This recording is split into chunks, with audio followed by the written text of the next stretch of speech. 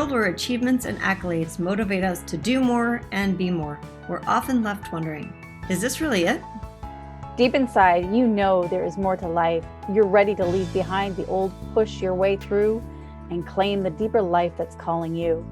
That's where we excel. We're your hosts, Stephanie Allen and Maren Oslak. And this is the Soulful Leader Podcast. Sit back and relax as we share the shortcuts we've uncovered to help you make shift happen.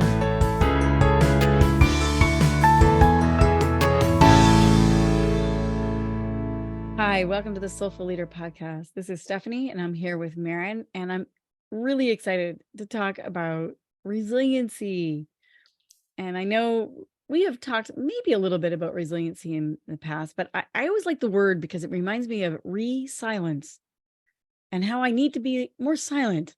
And I just recently, because, so much comes up when you're silent. I mean, it's amazing. People say, Stephanie, you talk a lot. I'm like, yeah, but I have a lot of silence too, but it's not really silence because it's internally, I'm like talking a lot inside myself to myself. Hey, self. And coming back to resilience or resilience, I think of resilience very differently. Growing up, I was pretty much told that resilience was like being the rock of Gibraltar. Like, you're tough as nails. You're nothing can crack you. Like you are just tougher than tough. So the Webster Dictionary, this is the Oxford Dictionary. Resilience is the capacity to withstand or to recover quickly from difficulties. Toughness. The remarkable resilience of so many institutions. Kind of sounds very concrete, doesn't it? Like the Rock of Gibraltar, very tough. It does. Yeah. It also sounds like, resiliency is this hot topic right now in businesses and families, and that's the ideal. When I see people marketing, it's like increase your resiliency. And so that what? Well, so that we can keep on handling more pandemics and like what? Is there another way? It really is. I think that most people do think of it like that, of increase my toughness so that I can handle it, so that I'm ready, and I'm going to tear apart the sentence that I just used of there is a difference between handling something and being ready for something. And for me, resilience is about being able to handle it. It is not where you and I are going with resilience, is more of being present to the future that wants to happen. So that's where now I'm ready, because I am aware of I'm in the conversation with life, and it doesn't take me by surprise and throw me off track. And I'm aware of it before it's even happening. So it's preparedness, being prepared inwardly. It is an inward, because, the whole preparedness thing, you've got all the, the people who are hoarding food and right, being prepared for life. And is that true preparedness versus knowing? The way I think of preparedness is developing the trust inside myself that everything I need will be there when I need it. That's right. Before I need it. Both of us, both Maren and myself, both live in the North. And so we are not unfamiliar with snowstorms. And so I know where I live, there's often a be prepared kind of energy of, go out, get all your groceries, get your blankets, get your generator, and it sounds like we're going to have an Armageddon or something like that. But honestly, like how much, yes, we need to be prepared in the outer world. Absolutely. But I love what you're saying is like the internal, like there are things that are going to happen that you cannot be outwardly prepared for. You have no idea it's coming. You have no idea it's coming, but there like are a pandemic. That's right. But there's things inwardly that we can do that no matter what happens in the outer world, one can not only, because, the second definition of resilience, by the way, is the ability of a substance or an object to spring back into shape, elasticity. And I'm even going to transcend that one too, because I don't want to just bounce around and bounce back. But yet it's so interesting because to bounce back or have that elasticity is very different than the toughness of the first definition of resiliency. So they're two Mm. totally different things. One is tough, one is pliable or soft, really. And what if there was a middle way, which I see as a mandorla? Mandorla is imagining taking two circles, two separate circles, and then blending them together, which is actually the marriage rings. Like when you think of a figure eight, you think of the two symbol of the rings coming together. Mm. And it's that space in between. That's actually a spiritual practice that I've done is that, you take, I want this and I want that, or this is happening in my outer world, but this is what's happening in my inner world. So it's like you're taking two opposites, male, female, right, wrong, good, bad, whatever, and you merge them together and you leave a space where the two circles overlap. And that space is, to me, resiliency. To Mm. me, it's that space where you drop in it because that's a space where spirit guides us. And that would be like the cocoon, right? Like the caterpillar and the butterfly. And that middle harmonious place is the cocoon, which is the space of which where what wants to happen. And that's where I want to be prepared, is to be open because, yeah, I mean, there's things that you'll never be able to outwardly prepare for or even Yeah. figure out or even know what's going to happen. So it's a very different perspective of resiliency that I have. When I heard your second definition of the bounce back, the elasticity, it's like, I don't want to bounce back. I want to bounce forward, Yeah, I love right? that. I don't want to go back to who I was, whatever it is that's coming through, whatever the next challenge is. I want to incorporate it. I want to integrate it into who I'm becoming and move forward from there. And the two separate definitions, what came up for me, and I love that, it's almost like a Venn diagram, right? The overlapping Yeah, place that's where right. everything comes together, and instead of filling it, leaving it. That's the difference for me, when between, like a Venn diagram, that little space is filled with all the things that are related to everything, whereas if I can leave that space open for inspiration, for spirit and inspiration, right? In spirit inside of me, Mm. um, then that is the preparedness. That is the place where, from which I can integrate what's coming in, what's happened in the past, and what's the incoming from the future. Yes, because I think a lot of people look at resiliency as a way, like we said, bouncing back, going back to the old way or returning to what was, Mm. those kind of things. It's more of a reaction rather than an opportunity of a responsiveness to evolve into something you didn't even know possible. Right. So, how do I get back to what we had because it was so great? Instead of, maybe this is happening for a reason, to take me forward into something that's even better. Yeah, yeah, that we're being pulled, I we're think being about that called. with the pandemic. And one of the things, there's so many, it was hard. And there was a lot of challenges that came out for people, including for me, like losing my business. And I also look at the layers and the layers and the layers that advanced because of how much we learned as a culture, as a people, and as individuals, right?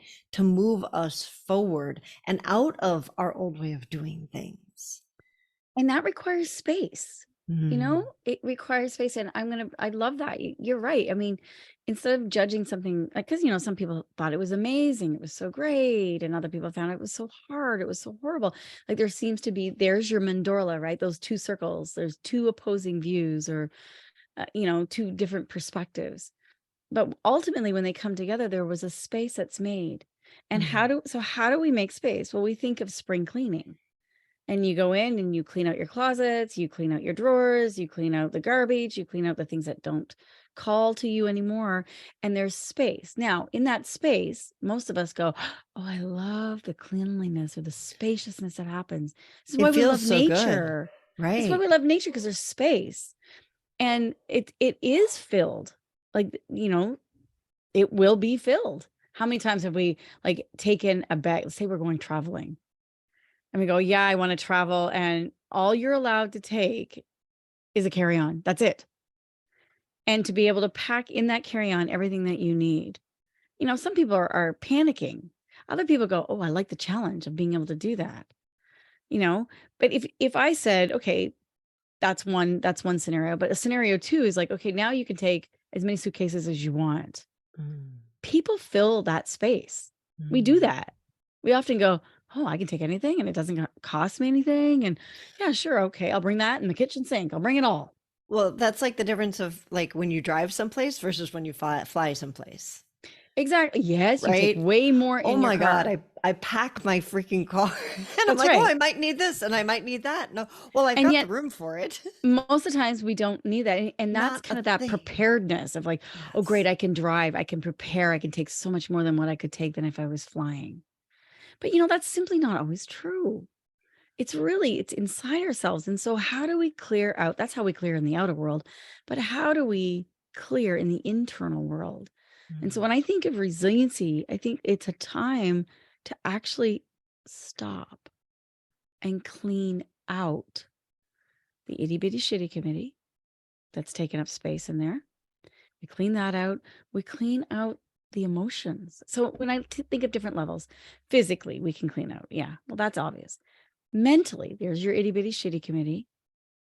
Emotionally, because every itty bitty shitty committee is going to have an emotion attached to it. So there's fear, there's hate, there's sadness, there's longing, there's depression, there's overwhelm. there's overwhelm, there's all of these emotional states or reactions or feelings that are in there that are also, we tend to like, oh, I don't like the nasty ones, like get rid of those ones, let's just keep on going. But Rumi, the great mystical poet, Sufi poet, said, this human being is a guest host, every day a new arrival, a meanness, a sadness, a temporary, you know, emotion that comes and cleans us out, sometimes empty of all our furniture. Mm. And then as he goes on in the poem is like, welcome each one of them as a sacred guest, because they may be clearing you out for some new delight. And when I say resiliency, it's sometimes sitting in the uncomfortability of being in that uncomfortability and just going, I've reached my limit. I've reached my max.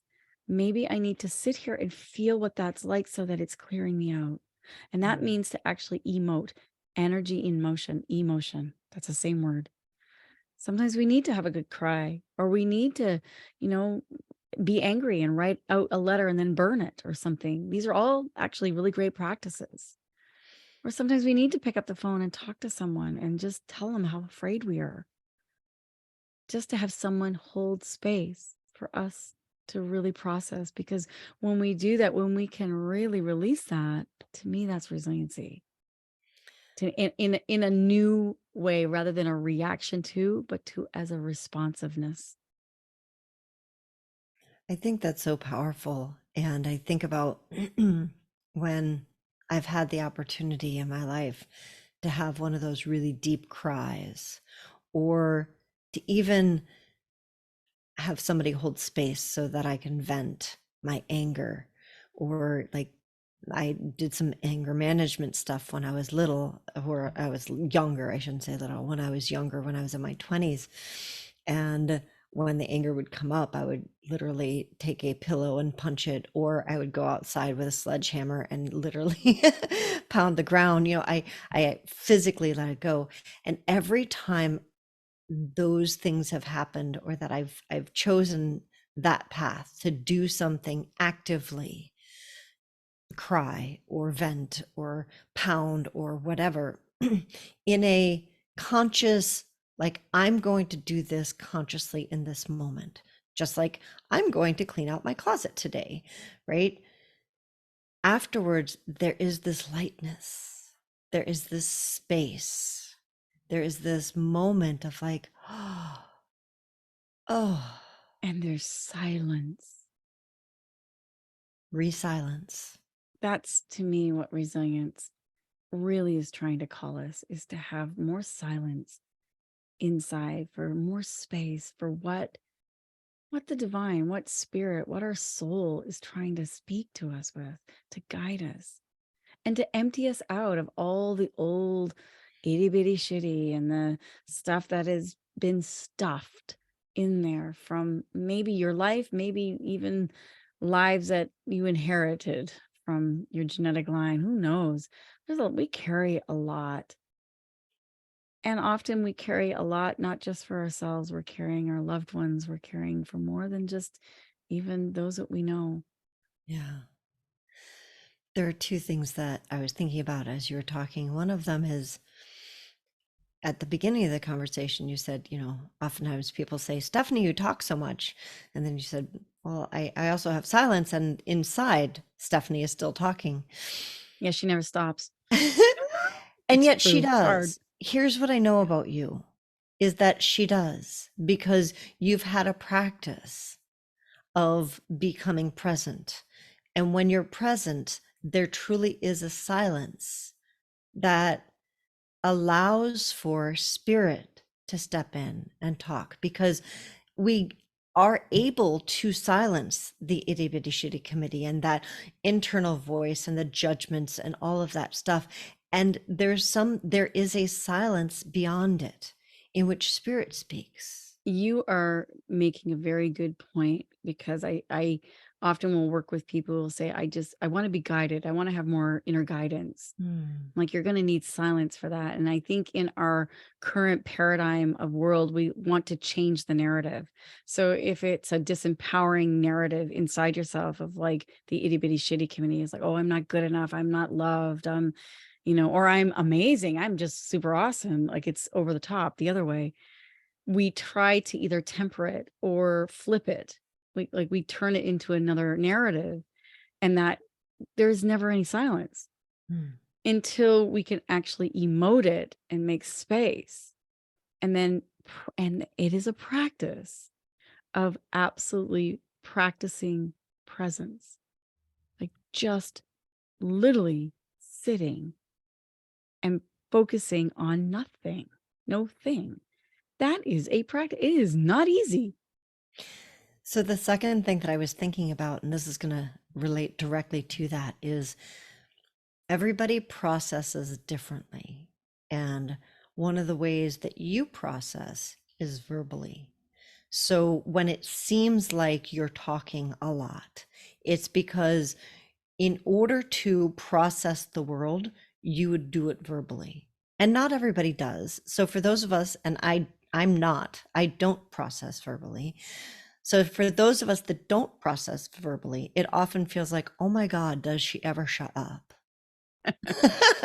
Right. And now that I understand and I know that that's who you are and that's how you process the world at this, there's three levels that we process the world at, and that interaction with the world level, that top level, it allows me to be present to you differently. It allows me to let you talk and find the nuggets.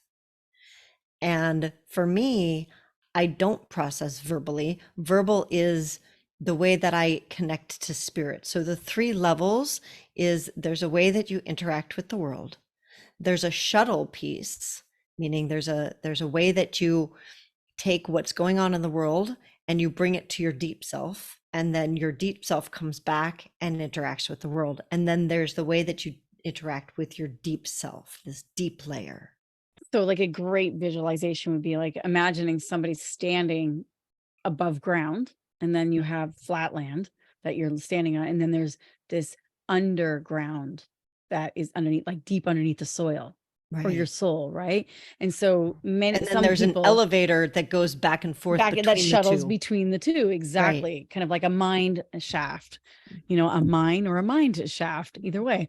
So you can look at that, and I love what you're saying. Yeah, I tend to have to verbalize it so I can hear it, And my shuttle, actually, the shuttle that goes back and forth, is more feeling it. So when I'm talking and I hear it, I am feeling it in my lips and I'm feeling it in my body, which helps me then drop in to that deep soil, that deep underground part of myself, which is visual. And that's where I'll get the guidance. Now that's the way I'm stacked. Everyone's stacked differently. We have different attributes. And I think it's just fabulous of what you're saying, as yours is more of the visual. So as Right. being, you'll see it visually. And So then for me, the way that I'm stacked yeah. is that I process the world through feelings. So my top level, the part of me that stands on top of the earth is very tactile, and I process the world through my feelings. And then the shuttle for me is visual. So I can picture something, and that takes me to my deep underground, which is auditory. So I hear guidance really deeply. And oftentimes it doesn't make it back up until I can actually see it.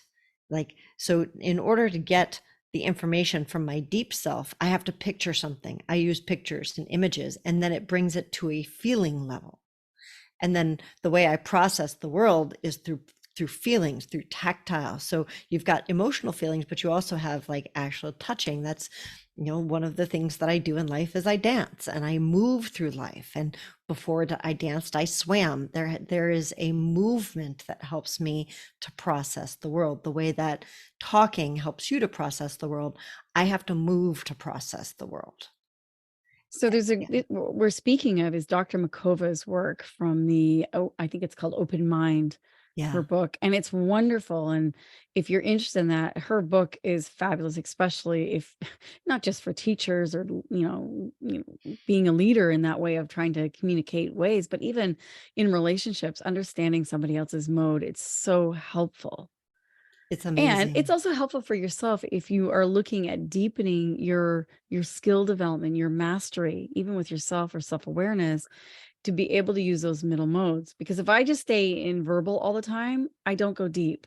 Mm. I need to actually connect it with my kinesthetic mode. So I've got to dance it. I've got to work out. I've got to do yoga. I've got to pick it up and feel it. I need to feel my emotions. That's what shuttles me into, all of a sudden I'll see what needs to happen.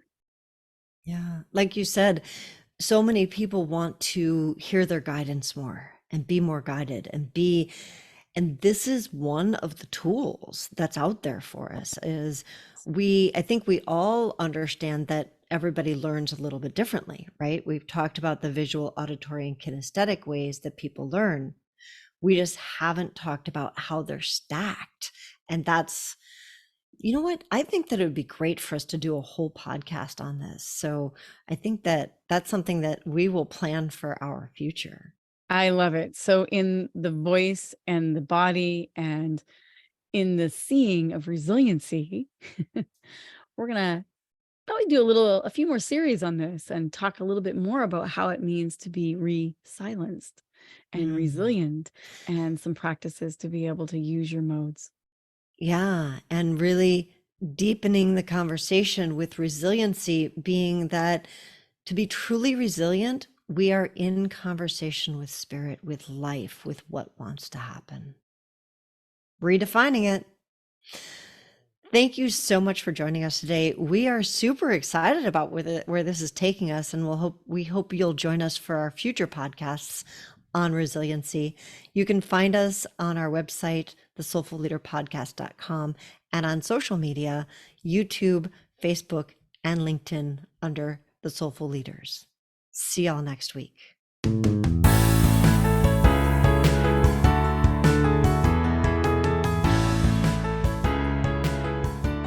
And that wraps up another episode of the Soulful Leader Podcast with your hosts, Stephanie Allen and Maren Oslack.